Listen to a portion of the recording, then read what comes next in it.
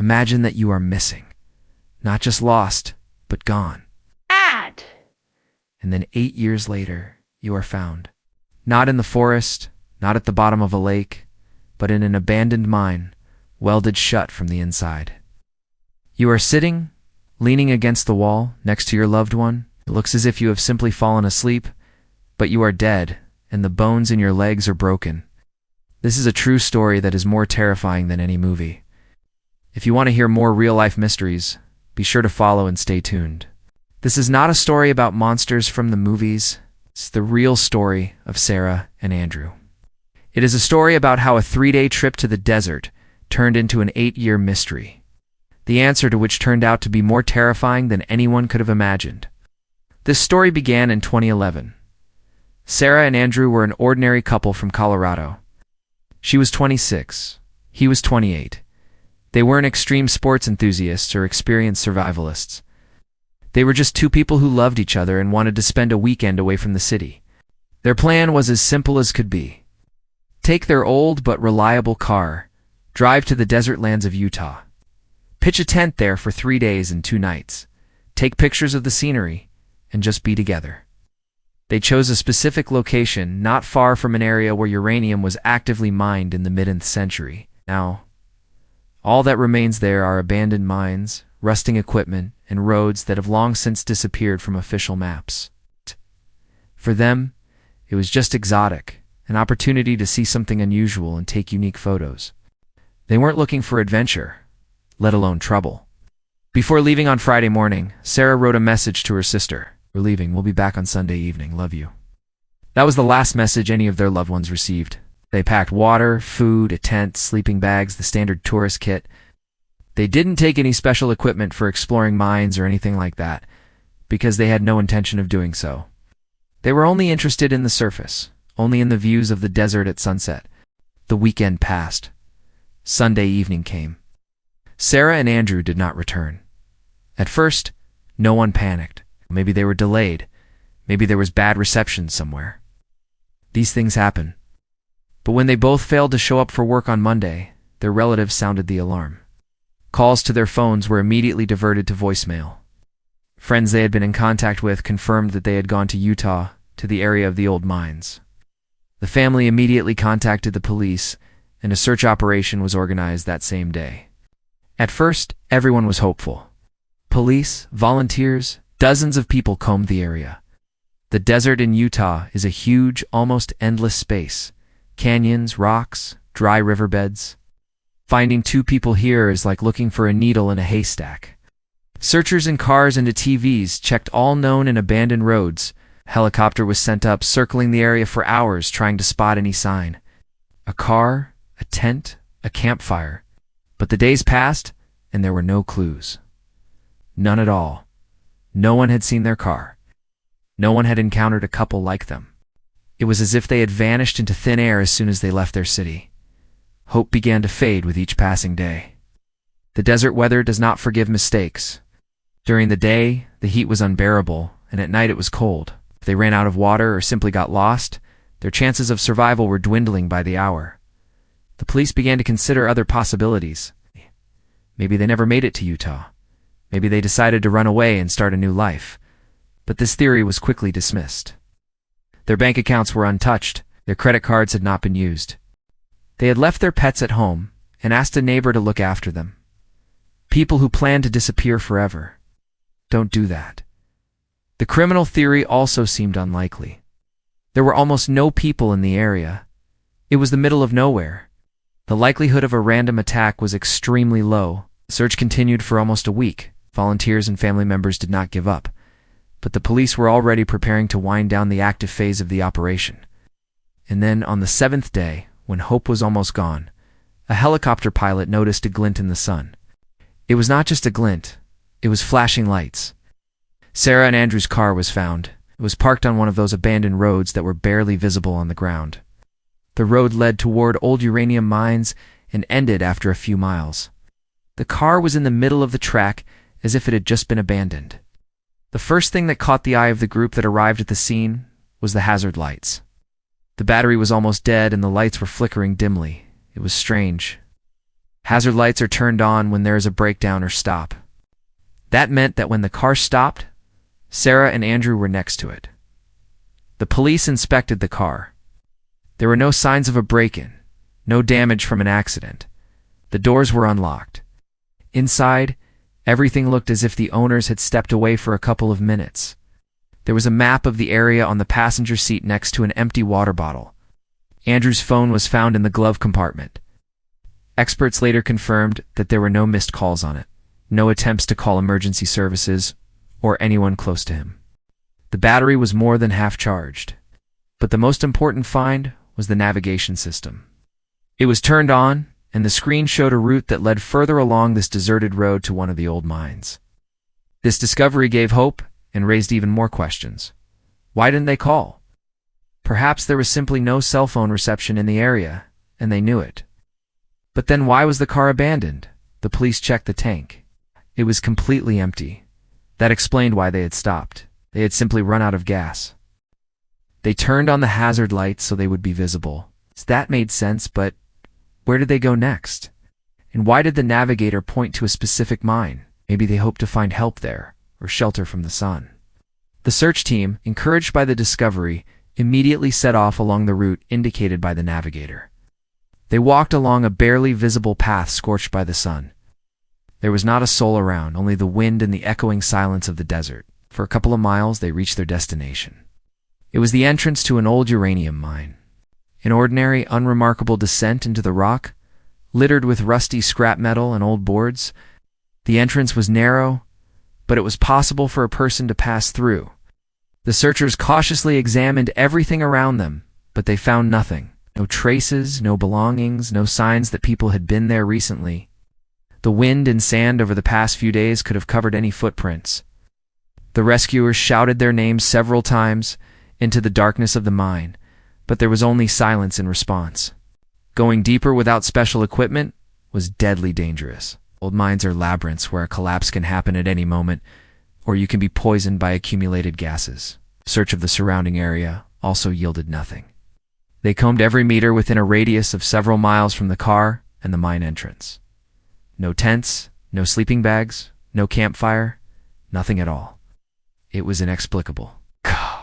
If they had run out of gas, it would have been logical to set up camp right next to the car and wait for help. Or if they had gone for help, they would have taken at least some things with them, such as water.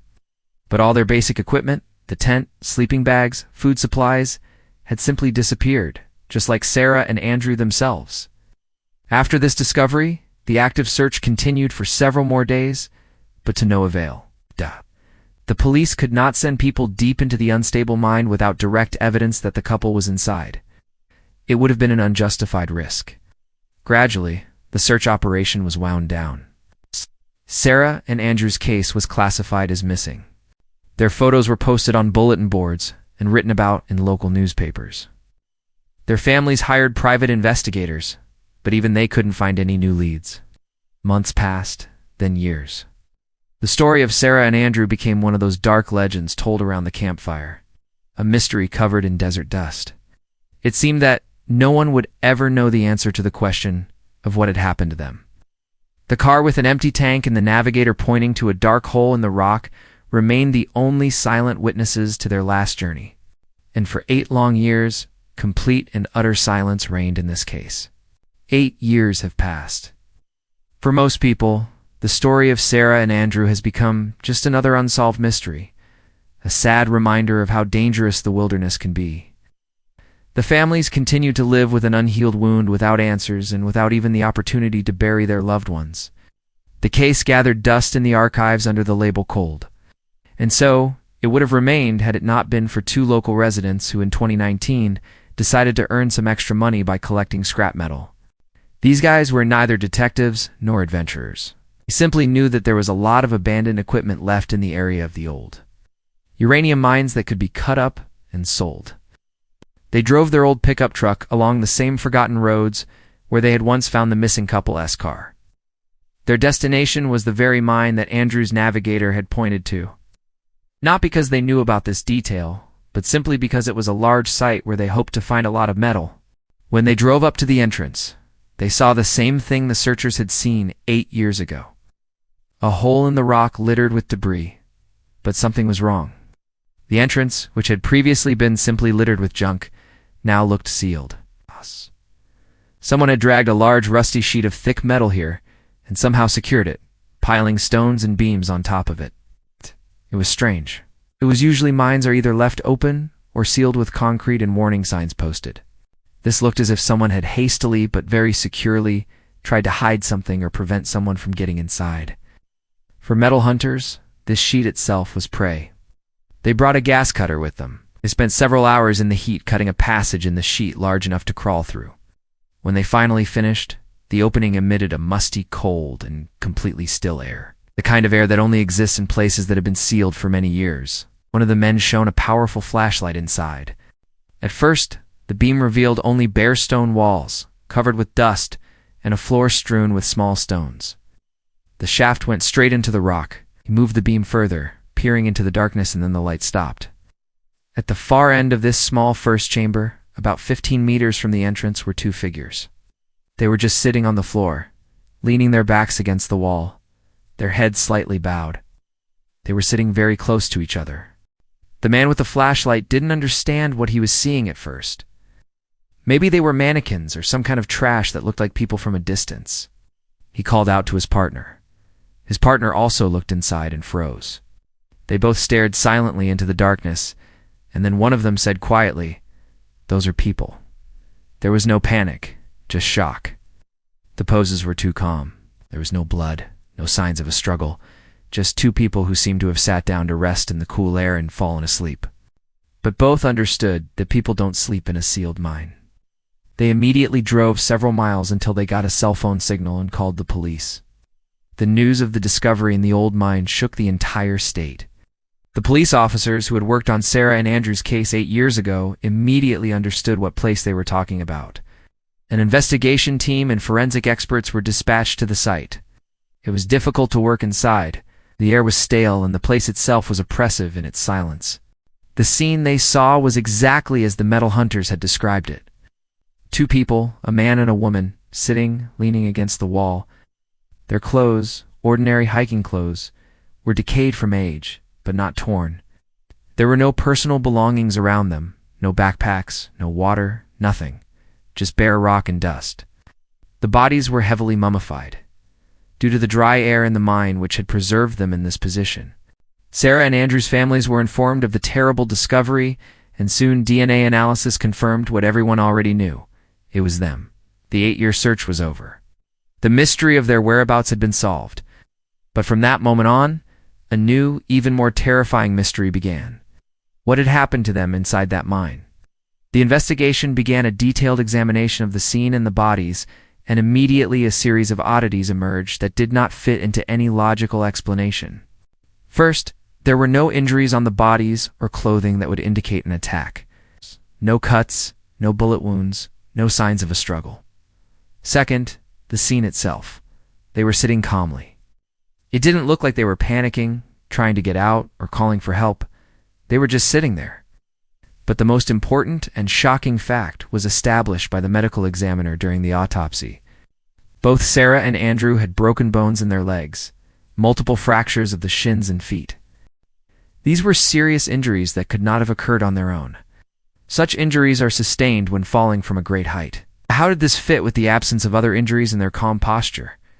And then the investigators noticed the structure of the mine itself. The passage that the metal hunters had opened was horizontal, but above the place where Sarah and Andrew were sitting, there was another hole in the ceiling, a vertical shaft leading somewhere upward, toward the surface. A new version began to emerge, and it was terrifying. Sarah and Andrew did not enter the mine through the side entrance. They fell into it. They fell through the very vertical shaft that was possibly hidden by bushes or boards on the surface. They flew several meters and landed on the stone floor, breaking their legs. They were alive but immobilized. They couldn't get up, couldn't go anywhere. They were trapped. But this version only explained the injuries, did not explain the main thing. Who sealed the side exit and why? Investigators carefully examined the very sheet of metal that sealed the entrance. The examination showed that it was welded to the rock using a professional welding machine. Moreover, the welding method indicated that it had been done from the inside. but no equipment was found inside the mine. No welding machine, no generator, not even a simple hammer. Nothing. It was impossible. Someone entered the mine, welded the only exit from the inside, and then simply vanished without leaving any tools behind. The lack of signs of a struggle now seemed even more sinister. If they had been attacked, they would have fought back. But if they had fallen and broken their legs, they were completely helpless. Anyone who found them in that condition could have done anything to them, and someone did. Someone found them wounded and helpless. Instead of helping them, that someone decided to bury them alive. He or they dragged a metal sheet to the side exit, welded it shut, condemning Sarah and Andrew to a slow death in complete darkness from hunger and thirst. The thought was so monstrous that it was hard to believe. This was not just negligence or an accident. It was a cold-blooded and cruel murder that lasted for days. The police realized that they were not looking for just any random criminal. They were looking for someone who knew the area well. Someone who knew about the existence of this mine, knew about the vertical descent and the side exit. Perhaps he himself had set the trap on the surface that they had fallen into. And he knew how to cover his tracks and leave unnoticed, perhaps through some other narrow crevice or ventilation shaft known only to him. The case went from being a cold one to the highest priority investigation. Now the police had a goal to find the monster who had turned the old mine into a tomb for two innocent people. And this monster was still out there somewhere. The police worked on the case for 2 years, and the list of suspects was very short. Who could have known so much about these mines? Who could have had welding equipment and the skills to use it in such a remote area? The investigators began to do what they should have done back in 2011. They started digging up all the property and lease records for these abandoned lands. Most of the mines belonged to no one, but some plots, including the one where Sarah and Andrew died, were on long-term lease to a private individual. It was a man in his 60s who lived alone on a small ranch a few dozen miles away. He had been leasing the land for many years, ostensibly for geological research, although he did not actually conduct any real activity there. Neighbors described him as unsociable and secretive, who did not like it when anyone appeared on his property, had repeatedly come into conflict with tourists or hunters who accidentally wandered onto his land. For the police, this was the first real lead they had had in all this time. They obtained a search warrant for his home and property. The man himself, the owner of the rental property, greeted the police without surprise, but with poorly concealed hostility. He denied everything, saying that he knew nothing about any missing tourists and had not been in the area of that mine for many years. But during a search of his workshop, investigators found something that silenced him. Hanging on a nail among a pile of old tools was a bunch of keys. These were the keys to the old locks on the gates that blocked some of the entrances to the mines. And in a desk drawer, under a pile of old bills, lay a yellowed sheet of paper rolled into a tube. It was not just a map of the area. It was a detailed diagram of the internal passages of several mines, including that one.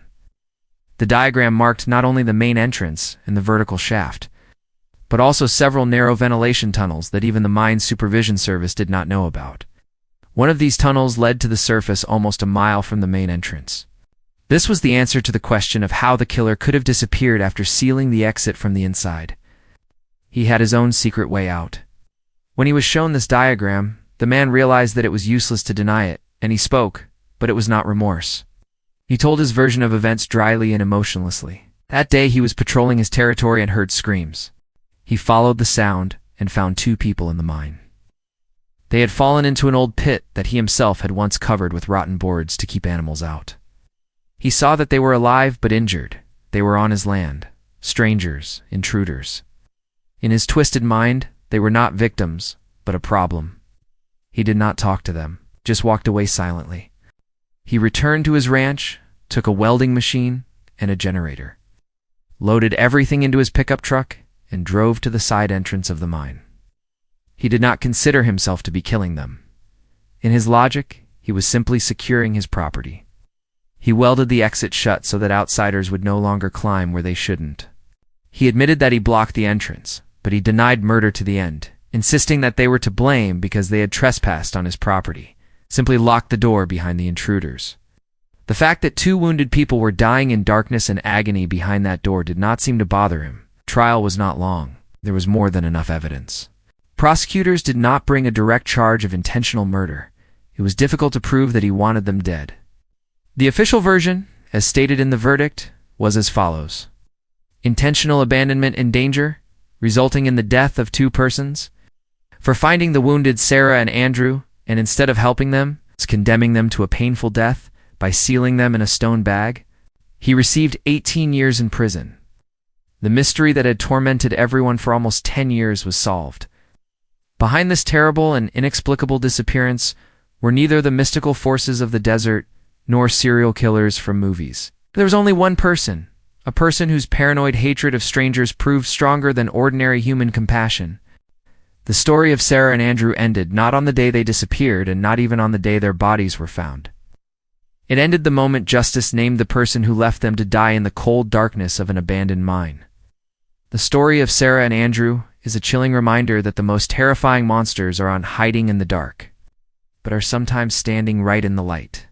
One man's paranoia and cruelty turned a desert adventure into a tomb, leaving a mystery that took almost a decade to solve.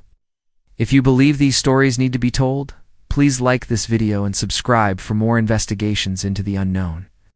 Click the notification bell so you never miss a case.